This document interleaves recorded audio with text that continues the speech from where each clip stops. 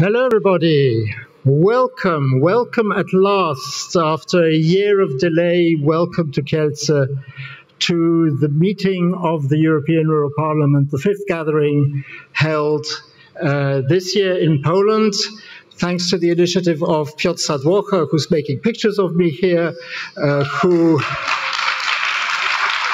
wrote to the conveners of the parliament to ask them whether they wouldn't be interested in holding it in Poland. And I don't know if it's because we were the only candidates or whether it was such a wonderful, wonderful bid. We welcome you all here today. You have seen on the screen indications on simultaneous translation. Channel 1 is for English, 2 for Polish, 3 for Ukrainian. And I'm delighted you're here. I'm delighted that we're able to hold this meeting under the honorary patronage of the President of Poland, Andrzej Duda. We're very grateful for that to have happened. And you will have also seen on the screen that we have Wi-Fi available and a password as well. So please do make use of that as and when you want to do it. Okay, let's start. I mentioned the conveners of the European Rural Parliament. That's 3 organizations, and I'm very happy to welcome representatives of those organizations on stage. That is Aris Adlers of the Prepare Network, Marion Eckhart of ELAD, and Vanessa Hallhead of ERKA.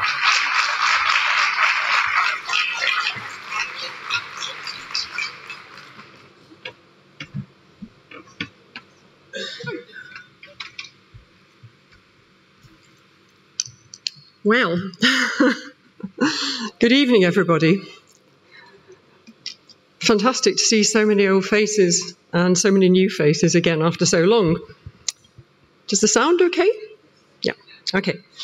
So basically, I'm here speaking on behalf of ERKA, along with our 2 other co-initiating partners, Prepare and ELAD. And so I'd like to welcome everybody on behalf of ERKA and also the ERP steering group, which we represent. And particularly, we appreciate your participation in this event. It's been 2 pretty difficult years. Poland have had to postpone for 1 year, and here we all are finally gathered in one room again, which is absolutely amazing, fantastic.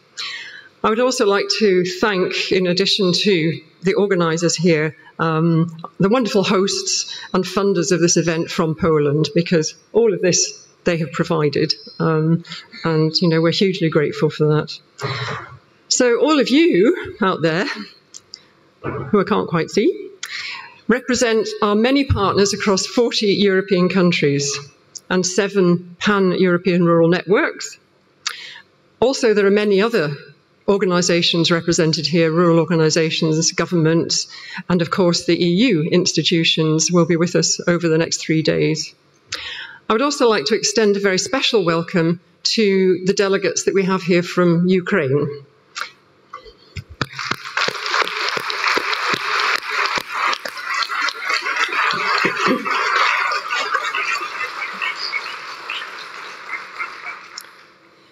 The ERP now has a long and very well-respected presence across Europe and also in Brussels. We began in 2013, for the benefit of you who are new to this, and there are quite a few new people here. It began in 2013 in Brussels, initiated by our Swedish partner, Hella Sverigaskajeva. We then, in 2015, were in Scharding in Austria, strangely at a time also of turmoil on the border with Germany. Every day there were refugees from Syria crossing the border in their thousands across the bridge. So we were witness to that in 2015. 2017 in Venhorst in the Netherlands, 2019 in Candas in Spain, and 22 in Kielce in Poland here today. Each time the ERP has been hosted by one of our wonderful national partners, and we're very, very grateful to them.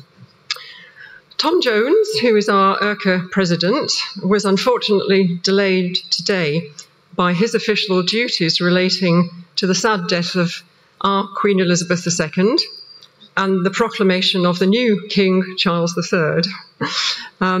This momentous event actually reminded me of my one meeting with the Queen when she presented me with the Churchill Medallion for the work I did researching rural movements across Europe in 23 and 2004 through a Churchill Fellowship. The report of that research marked one of the early events in bringing together the national rural movements across Europe, and I've had the good fortune to be involved in this journey ever since. I'd like, at the start of this event, to pay particular respect now to two of the founding fathers of the ERP, Stefan Bond from Hemisferica Skajeva,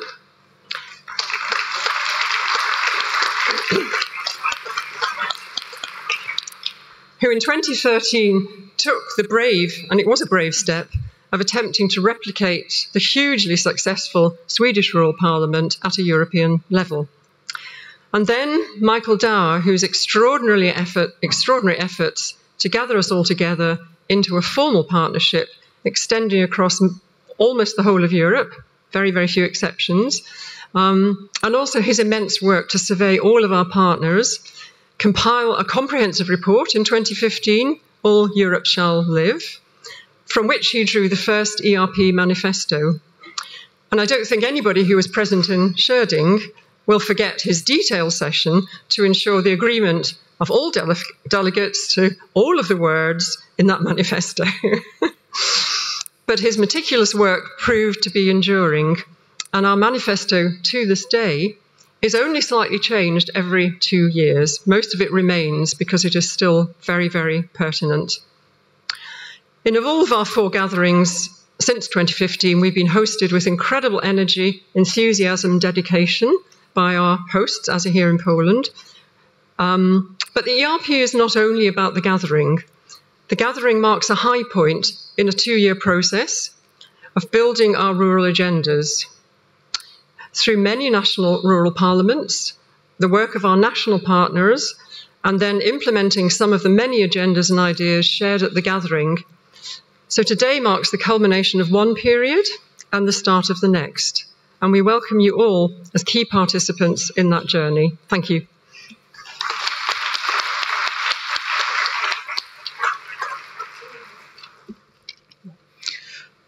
Good afternoon, dear delegates and guests of 5th European Rural Parliaments.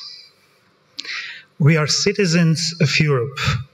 We live and work in our rural areas, very different areas, from small villages and towns to farmstead and remote countryside, from coastline to mountains. We are different. We love farming, do arts, be teachers, we are everybody we want. And nowadays, technology allows it. We can be where we love to be. We are smart, active, and curious, and want rural areas to be populated, prosperous, from Baltics to Black Sea, from Balkans to Mediterranean, all Europe. These 4 days, we are here, all equal, to learn, to discuss, to plan, and to decide, to be voice of European rural people. Greetings from great family of Prepara Network. Thank you. Can I put this? Does this work? No? Maybe not. No? Is it automatic? Should be. No? Hello. No? Anybody hear me? Hello, everybody. No? You don't hear?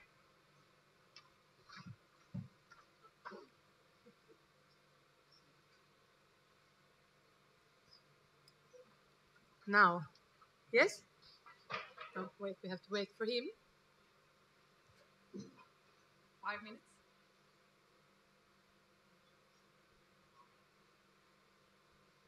I try now? Yes. Hello, everybody. hear me? Dear ladies and gentlemen, and thank you, Vanessa, thank you, Aris, for starting this session so well and with the background that we all need to know. I am now happy to welcome you from all over Europe today to be here with us. We are supposed to become more than 400 participants from 39 different countries. It's great. And everybody here in Kielce. Thank you for joining us. Thank you especially for these very important people that are going to speak after us, that you're here today with us. We're happy that you're here. But I would like to give extra, how do you say? Sorry, forgot the word. Extra interest to the young people that are here today. Because in the earlier gatherings where I have been, people thought that I was some of the youngest persons there, and I was almost turning 45 at that point. So I was like, no, I'm not young. that is beyond young. So we decided in the steering group to try to get our partners to register more young people. So we wanted, our goal was to have 1/4 people that are below 30 years of age. So we got our partners to register younger people, and we also got lucky with ELARD with the Erasmus Plus project so that we could facilitate for even more young people to join us here today. So we are really many actually, and I would like now all the young people to stand up. They are here, yes. Wow, look, they're here, they're everywhere. Welcome.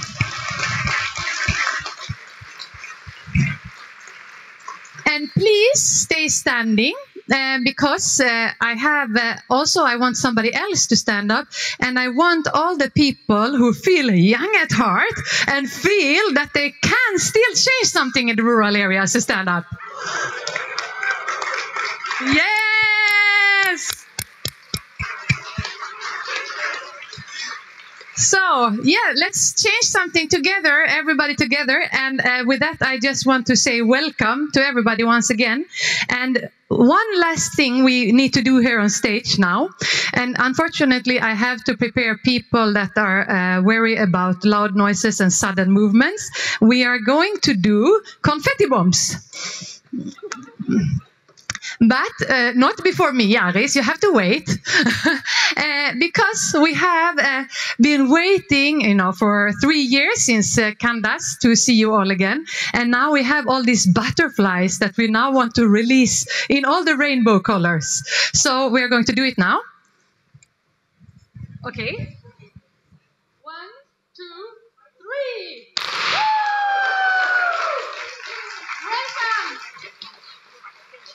Welcome. That's it.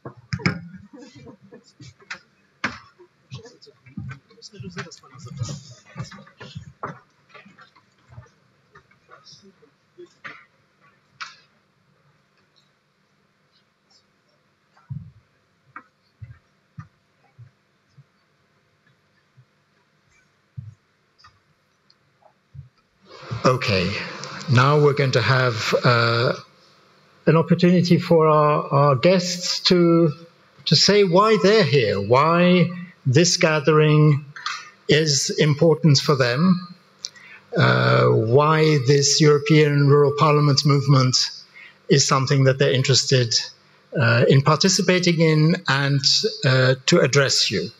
It's my great pleasure to welcome the Commissioner for Agriculture, Janusz Wojciechowski, a lawyer by training. He has worked as a judge. He has been a representative at the European Court of Auditors. He's now Commissioner for Agriculture at the European Commission. Commissioner Wojciechowski, please.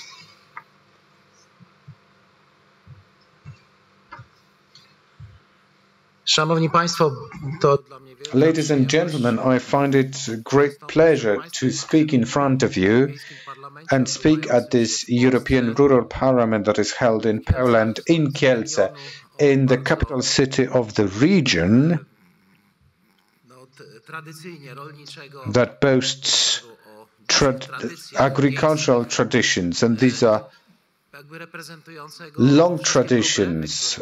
This region also represents all kinds of problems that we might have in Poland and in Europe. I'm really happy to see so many participants here, because I am speaking on behalf of the European Commission, so it is kind of official in its character. In my own country, I'll be speaking English. I'm delighted to open this fifth gathering of the European Rural Parliament, which we see as a key movement to unite and strengthen the rural voices of Europe. When we published the long-term vision for the European Union's rural areas in June 2021, we had identified the European Rural Parliament as a core partner to build the Rural Pact. Since January, ELRD, ERCA, and Prepare engaged on your behalf alongside other EU institutions to shape this Rural Pact, resulting in the document that was discussed and endorsed at the Rural Pact conference on 15th and 16th June. I'm grateful to them and all of this here today who contributed. This pact aims to bring, for the first time, all levels of governance and stakeholders to work together to reach the goals by the rural vision: stronger, connected, resilient, and prosperous rural areas by 2040. It is challenging, but also promising. Many rural areas in the Union suffer from structural problems, such as a lack of attractive employment opportunities, skill shortages, underinvestment in broadband and connectivity, digital and other infrastructures and essential services, as well as youth and brain drain. But they are also central to the sustainability and resilience of our continent, as the pandemic and the war in Ukraine have now clearly demonstrated. Rural areas provide many of the vital goods and services all Europeans depend on. They can only do so if rural people benefit from good living conditions. The European Commission is taking action to address problems and to make the most of the opportunities the green and digital transitions will provide. We are implementing an European Union Rural Action Plan with 30 actions that span across all areas of rural life and where many European Commission departments are involved. Thematic actions cover domains as varied as youth, innovation, mobility, energy, climate, women, social economy, etc. For those who attended the workshop this afternoon, the launch of the Rural Energy Community Advisory Hub by DG Energy before summer is a good example. Across teams, we are actively improving our knowledge and data by setting up a rural observatory expected to publish its first results by end of the year. We are building a practitioner-oriented toolkit on how to use and combine EU funds expected next year. And we have set up early end of 2021 a mechanism to rural-proof EU legislation. Commission departments are encouraged to think rural when designing policy interventions in order to evaluate outcomes for rural areas and communities and to provide them with particular attention should this be required. As example, in the inclusion of urban-rural linkages in the new urban mobility strategy, the long-term care strategy, the social economy action plan, the inclusion of and integration action plan also explicitly refer to specific challenges in rural areas. However, the Commission cannot do it alone. Many responsibilities, including on using EU funds, are in the hands of national, regional, and local governments and stakeholders. This is why we propose the Rural Pact, a process to strengthen governance by bringing all actors to act. It has three objectives. The first, amplify rural voices to bring them higher on the political agenda. Second, structure and enable collaboration and mutual learning, and encourage and monitor voluntary commitment for action. We hope to see public authorities, businesses, civil society, academics and innovators, and even individuals taking action. We hope in particular to see the member states build dedicated rural strategies, start rural proofing, and invest funds, including EU funds, in rural areas. The new common agriculture policy will continue to promote employment, growth, gender equality, including the participation of women in farming, social inclusion, and local development in rural areas. The 2023-2027 legal framework provides a wide range of opportunities to strengthen rural areas. Several interventions are proposed to member states to support jobs and growth, to diversify the rural economy into non-agricultural enterprises, to promote promising and emerging sectors such as renewable energy, to provide basic rural infrastructure and local services to rural communities by fostering and sharing knowledge, innovation and digitalization as a crossing-cutting objective. In addition, the new common agriculture policy continues to promote and support the territorial development of rural areas through two main community-led local development tools, the LEADER method and the relatively new concept of smart villages. LEADER will continue to engage local actors for the development of rural areas. They will continue to bridge local needs with European, national and regional policies and strategies. Smart villages can also address depopulation, youth out migration, a lack of attractive employment opportunities, or underinvestment in broadband and connectivity. Smart villages are rural communities that can use innovative solutions to improve their resilience, building on local strengths and opportunities. They have the potential to help overcome those challenges and improve quality of life in rural areas by using new technologies and social innovation as solutions to provide better community services such as e-health, online education, mobility, local energy production, rural businesses. The European Commission, in cooperation with the European Parliament, has already undertaken many activities and supported the promotion of smart villages. Various funds can support innovative local rural community actions and smart village strategies. The exact use of funds much depends on the specific design of programs in the member states and regions. Each member state has the opportunity to design relevant interventions for supporting the preparation and implementation of smart village strategies through LEADER and cooperation interventions. LEADER local development strategies and smart village strategies already contribute to the long-term vision for rural areas. We hope the Rural Pact can help build bridges between the leader and CLLD communities and other actors active in other areas of relevance to rural areas, like health, mobility, or energy that may have been harder to reach in some cases.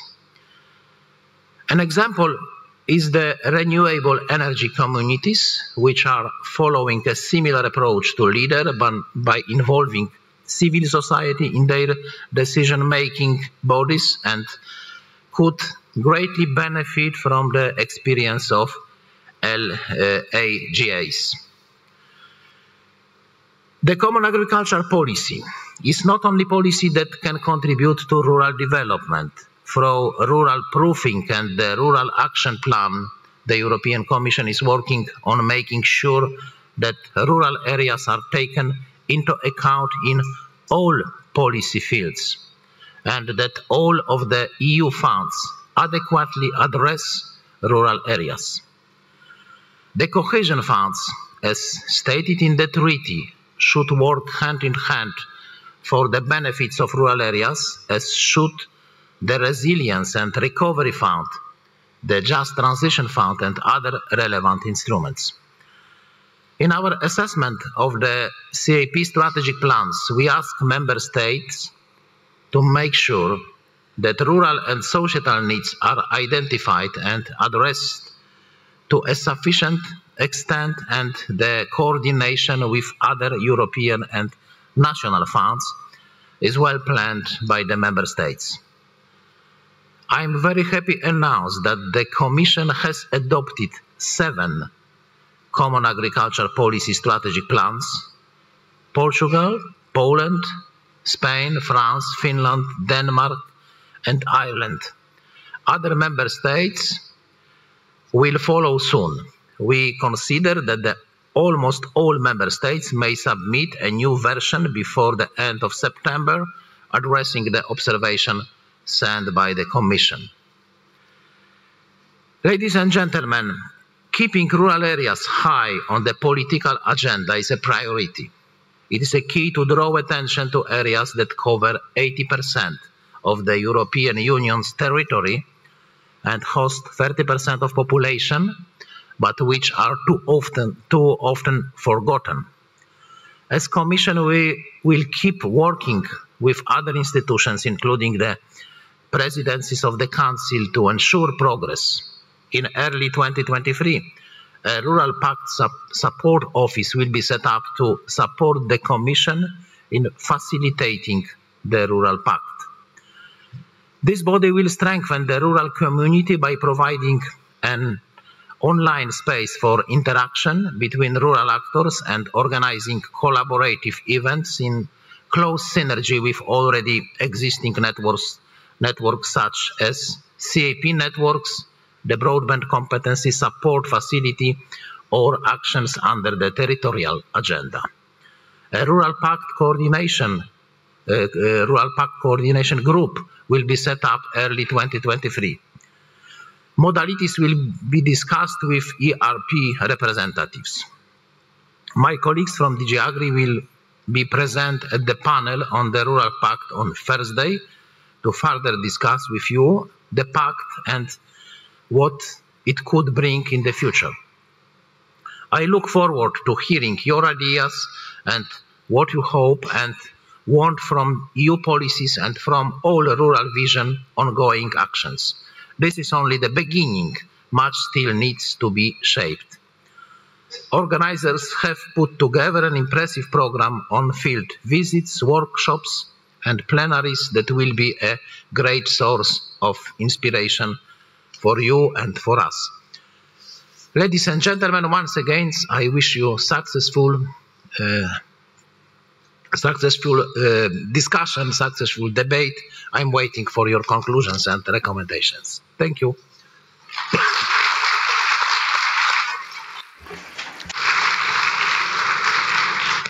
Commissioner, thank you very much. I'm delighted to welcome another lawyer by training, Deputy Minister of Agriculture, Anna Gembicka, who, if we hadn't been delayed by a year, would have qualified as a young person in our gathering, but there we are. Time takes its toll. In her few years, Minister Gembicka has managed to be National Secretary of the Independent Students Association in Poland. She has been Secretary of State at the Ministry of Regional Development. She has been Government Plenipotentiary for Medium and Small Enterprises, and now she's dealing with agricultural and rural affairs. Pani Minister, zapraszam.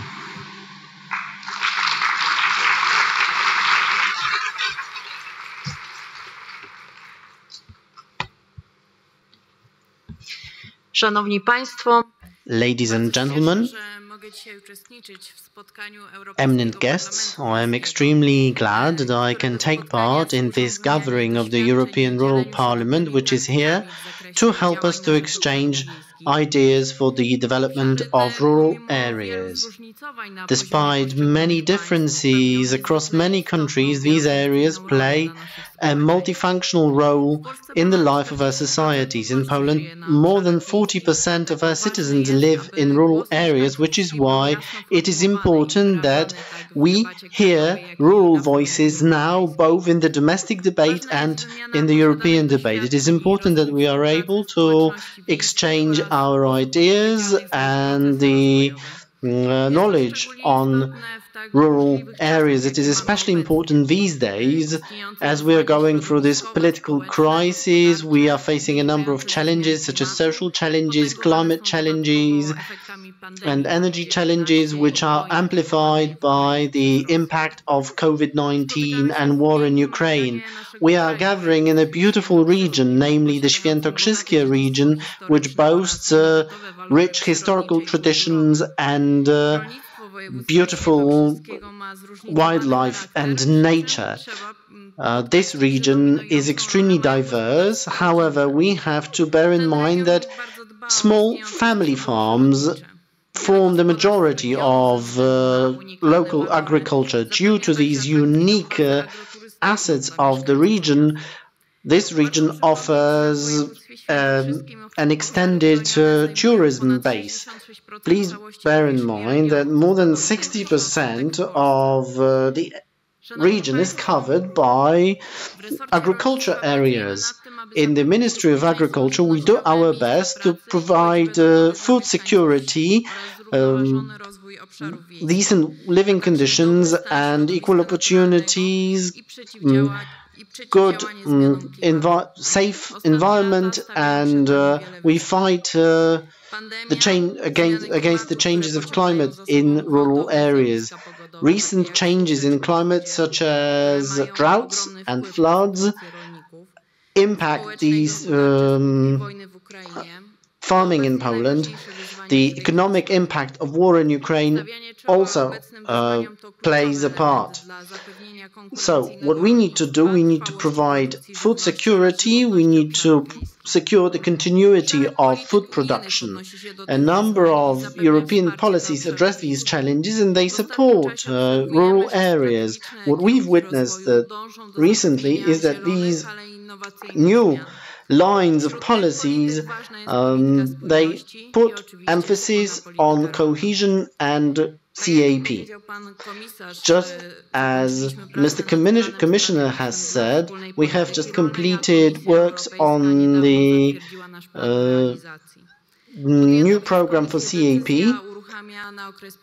For the next 5 years, we will have more than 25 billion euros earmarked for addressing the needs of farming and rural areas. This is a response to mega trends such as aging, such as discrepancies in development in villages and in agriculture. We have also planned to foster digital transition. We will be focusing more sustainable solutions and we will be focusing on digital solutions. We'll be focusing on individual farmers and family farms. More than ever, we will be addressing the needs of farmers as employers living in rural areas. This means that we will do our best to help them to make the most of the energy capacity. We will be also supporting professional development in rural areas, especially in those groups which are excluded, which are at risk of unemployment. We will also be providing programs for supporting employment. We will also be providing opportunities for developing smart villages, which will be providing solutions for new solutions so that we can take better care of our natural environment. Our plan is to develop such smart villages in every region, in every province. With the efforts of the Ministry of Agriculture and Rural Development, these economic development needs will be addressed in more than ever through cohesion policies funds. This will allow us to support Polish villages in such a way that they are more friendly to their inhabitants, so that they can preserve their traditions, so that they can take better care of the natural environment. By way of summary, ladies and gentlemen, let me just wish you fruitful discussions, interesting debates, and food for thought, so that we can shape the situation in European agriculture and European rural areas.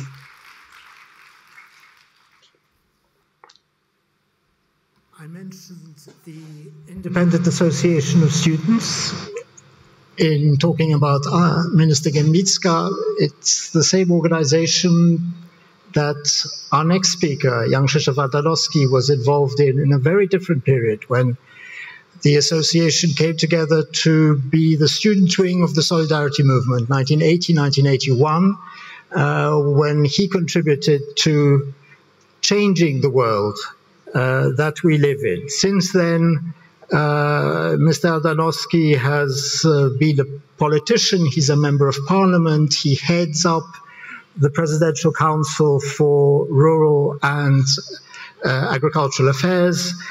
He was Minister of Agriculture from 2018 to 2020, if I remember correctly. But maybe the best way to talk about him is to say that he's a farmer. Panie Ministrze, zapraszam.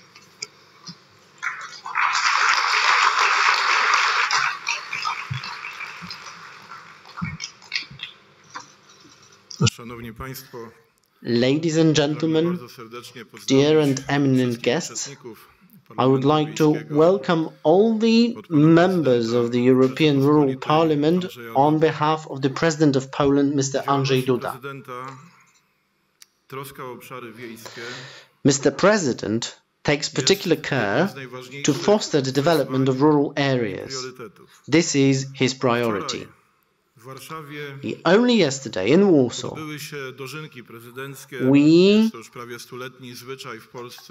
we celebrated the harvest, and this is when the President of Poland invites farmers from all over Poland to express their gratitude and respect for what they do for the benefit of the whole society. These harvest celebrations, held under the auspices of the President,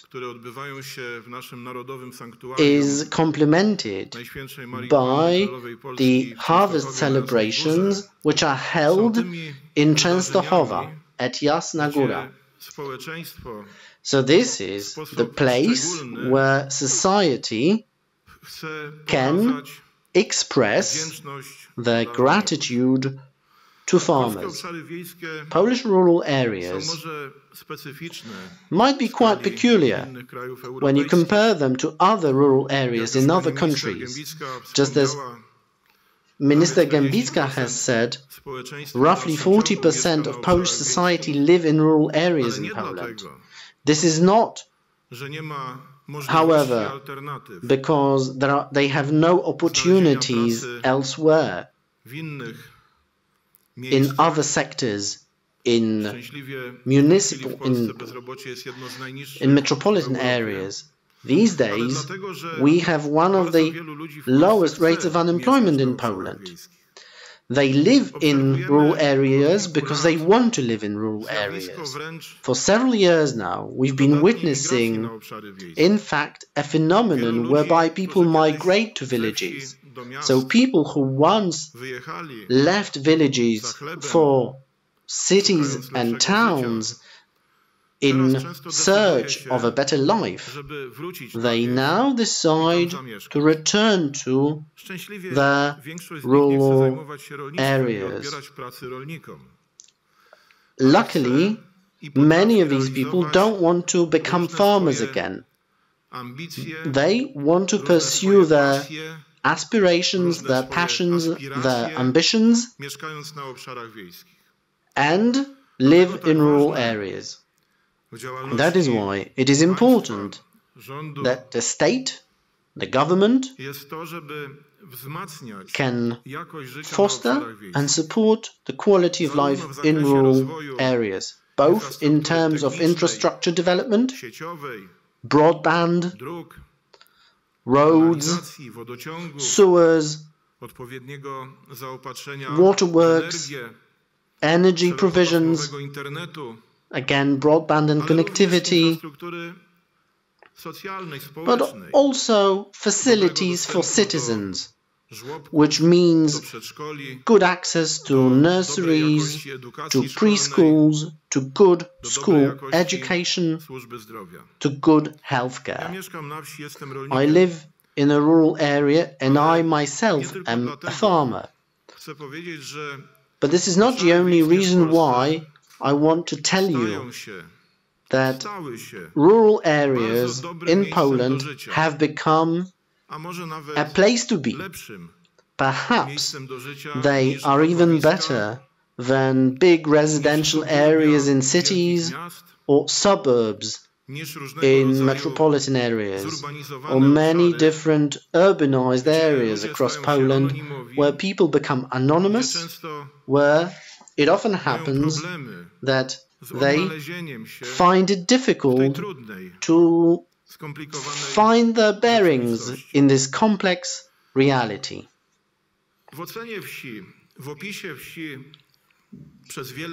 For many years, villages have been described by two narratives, two conflicting narratives and descriptions. On the one hand, some people wanted to see villages as a kind of paradise, a place where everybody is happy, a beautiful place, a paradise on earth, where people live in the rhythm of nature. This is quite naive, a belief whereby villages are devoid of any kind of trouble that pesters other areas. Villages are beautiful places, but villages are also places where people live and work and pursue their careers. There are conflicts in rural areas between the old residents of villages and those newly arrived residents who have decided to start a life in a village because they sought a paradise on earth. This results in conflicts which are not that often easy to mitigate. People often described villages as places where there is a low quality of life, a place of humiliation, a place where life is much worse than in metropolitan areas. This has changed. Those people who live in rural areas, they have experienced something of a revolution of dignity. They are now full members of society. That's how they describe themselves. They feel that they have a gamut of possibilities, technical possibilities, but not only, development possibilities, to pursue their aspirations in life. They send their children to good schools. They often have beautiful houses. Their cars are not worse than those that you can see in big cities. At the same time, they believe, they have this kind of conviction that as they live in a village, they can touch something that is very important, something that can soothe their nerves. They have contact, they are in touch with nature, with space, with something that is inherent to living in a rural area. One of the journalists asked me today whether gatherings such as this and institutions such as this, that is the European Rural Parliament, are needed because rural areas are represented. However, I'm not quite sure if rural voices are heard well enough. My answer, an honest answer, was this. These actions and these institutions are important because many Europeans, especially farmers, and I am myself a farmer, are entertained, they do believe that it's very difficult to reach out to politicians, to those politicians who are members of the European Commission or who make decisions on the domestic arena. Many farmers and many people who live in rural areas feel misunderstood and marginalized. They feel that it's very difficult to express their expectations, rational expectations, because you see people from rural areas are down to earth. They do not expect miracles. They do understand that there might be difficulties. And they know the hardship of life. But they rarely feel that they are understood well enough. Europe has witnessed a number of protests. The largest protest in the Netherlands, only a month ago. Protest in Belgium, in Germany, in Poland as well. This is due to the conviction that the interests of rural areas and the needs of rural areas are marginalized and ignored. What is more, many politicians think that they know better what rural areas need. They know better than the people who live there. And as you can see, these two points of view, the point of view of the politicians and the point of view of people who live in villages, they diverge. And the people who live in villages, they do believe that they have selected the place to be, the place that they live in. This is not only my conviction, this is the conviction of the President of Poland, who attracted 81% of all the votes in rural areas.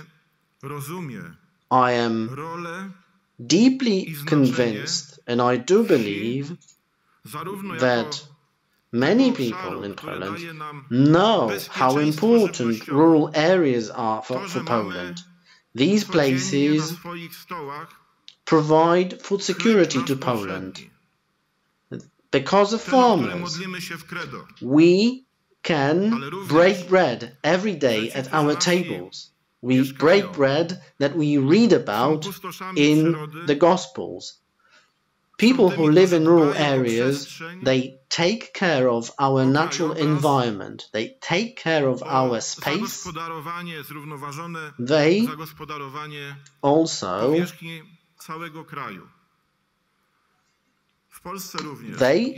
also take care of our space in sustainable ways. We compare Poland to other areas, it is important to emphasize that Polish rural areas are strongholds of tradition, of values and culture that are the very bulwark of European civilization. Europe at some point lost its way in development. Greek philosophy, Roman law, and Christian religion. These three pillars are the very foundation of Europe. All these three pillars are now being challenged. Our Polish rural areas are the strongholds of these traditions. Poland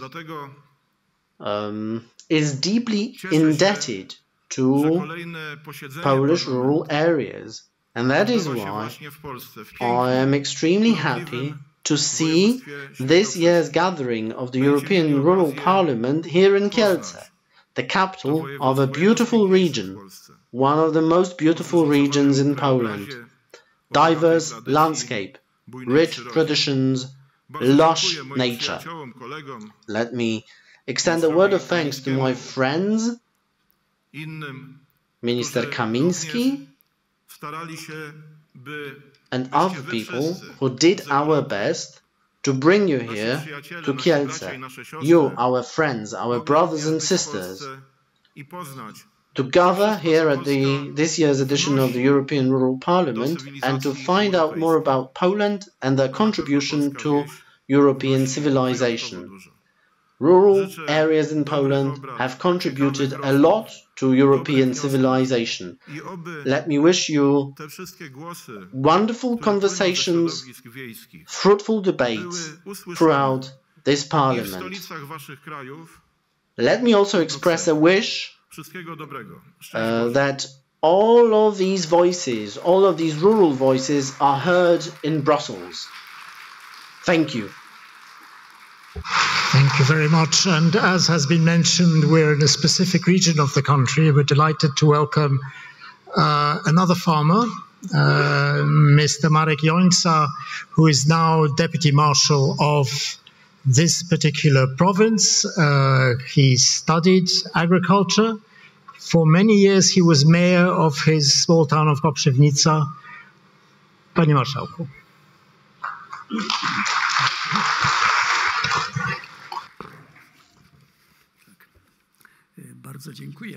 Thank you very much indeed, Commissioner, Madam Minister, wonderful participants of this gathering, ladies and gentlemen, all those who have been brought together for this event held in this beautiful and hospitable land of Świętokrzyskie.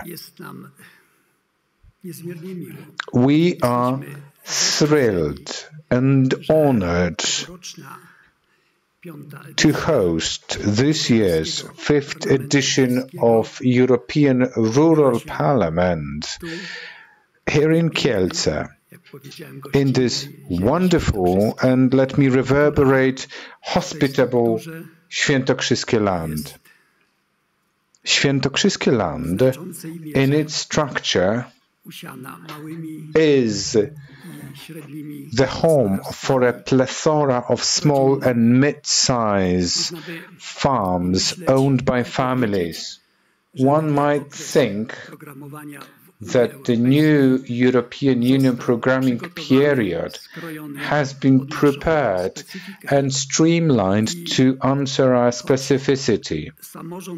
And although the voivodeship self-government will be mainly implementing the LEADER program, this does not mean that European Union funds for the Świętokrzyskie region will not be addressing the needs of Świętokrzyskie villages and rural areas. We know and we feel grateful for social activities of our region. Our region has got as many as 18 local action groups. These bring together the whole region and some communes from the neighboring provinces. Therefore, we want to recognize this fact, enhance these activities under the new programming period, and therefore earmark additional 8 million euros. We try to make the new indispensable instruments available to Świętokrzyskie rural areas inhabitants and thus make the gateway to the world for every homestead, every farm. This happens with the use of broadband internet. We also invest into local markets so very much in demand, cultural facilities, local roads, water and sewage management, access roads to agri-lands, everything that is needed in the agriculture that is becoming even more advanced technologically. In this programming period and in the interim period, these achievements of civilization will have 800 million zlotys targeted at rural areas in order to respond to these urgent needs. Here in this land, we are very much attached to the land. Farms have been passed down generation to generation, to younger ones, to younger farmers, to younger farmers. Therefore, bringing land together is of utmost importance. By no means is this an easy activity, but still we carry on doing that. This project included 1,200 farms with the total area of over 5,000 hectares. So this is a good example that provides inspiration for other farmers to do so, so that this interim period for the years to come sees 60 million zlotys earmarked for the purpose.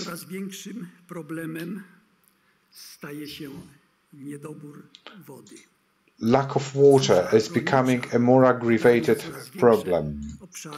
The agricultural drought covers larger areas in Poland and in our province of Świętokrzyskie. We have made a survey with regards small retention. We have applications from 60 communes of our region. There is a great demand for finances to respond to these needs. 1 billion 100 zlotys in need, because the communes require support. They want to build reservoirs, modernize the existing ones. They need to revitalize long stretches of watercourses. They want to build new watercourses that are connected to bigger rivers or water reservoirs. We want to co-finance these activities under the new European perspective for Świętokrzyskie region. We see the need to build 2 big water reservoirs, 80 up to 100 hectares. These will be located in our voivodeship, one in Skarżyskie Powiat and the other will be called Wierna Rzeka. The first one is called Bzin. We talk to the National Water Management, Wody Polskie, Polish Waters. We have been engaged in this kind of discussion, hoping that we'll be able to build one of these reservoirs in the nearest possible future. We do not turn a blind eye on biodiversity and its development. For a number of years, we have supported beekeepers, knowing that bees have been a bless. We support the necessary purchases in beekeeping. We finance trees, bushes and shrubs plantation, especially the honey-bearing ones. We want to be apart from the new strategy from field to fork.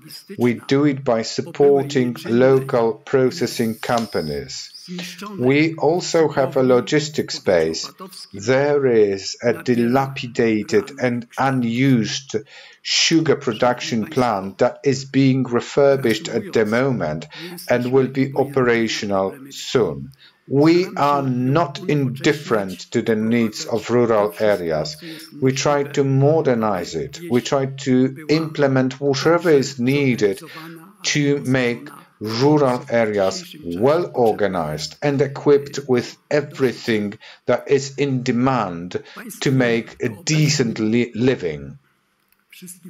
To all those present here and all listeners, may you enjoy further successes in the development of rural areas.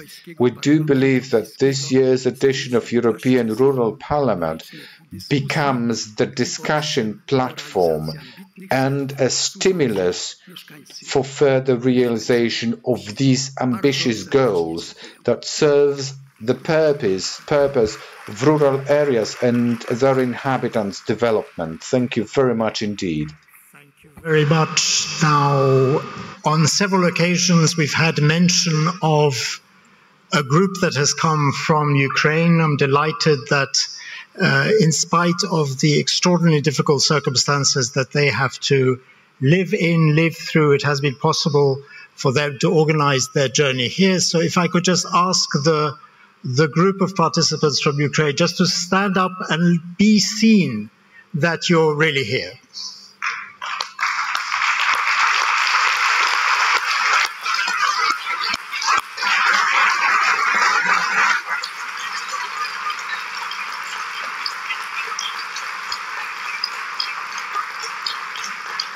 So welcome to you all. We'll be welcoming all the country delegations on Wednesday morning.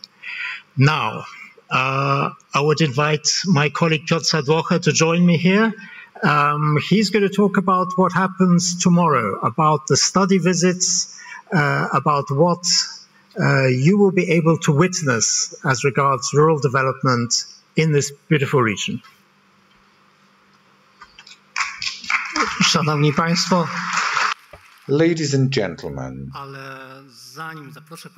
before I invite you for tomorrow's experience, I'd like to welcome you on behalf of Polish action groups and Polish and local groups.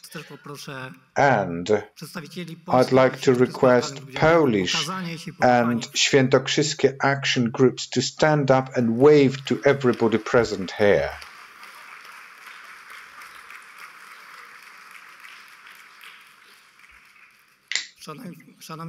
Ladies and gentlemen, 3 years ago, I was taking part in the European Rural Parliament. It was my first time. I thought to myself, why shouldn't we showcase Polish achievements? What has been done here? How much Polish rural areas have changed? I left the city of Kielce 10 years ago. I started working in Łagów. You're invited to visit to Łagów. And I know how much Świętokrzyskie rural areas have changed over the 10-year period. Many of you will have the chance to see a myriad of interesting projects that have been implemented by local governments, local action groups, local entrepreneurs. These will be different projects, different investments. It pertains to job opportunities for ladies especially, renewable energy sources, local products development, tourist product development. Without any further ado, well, I believe that you would like to talk shop to discuss your projects. Let me start by a handful of housekeeping announcements related to today's and tomorrow's agenda and the days to come.